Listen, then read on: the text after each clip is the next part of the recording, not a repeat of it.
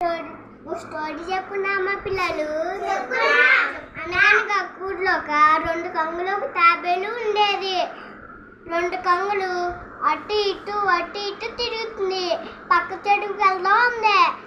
ఒక కొంగ అయితే వేసంకాలం వల్ల చెరువులు కాలువలు అన్నీ ఎండిపోయినాయి.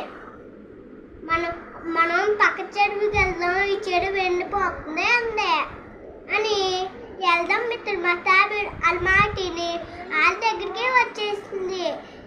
నేను కూడా వస్తాను మిత్రుమా అందే.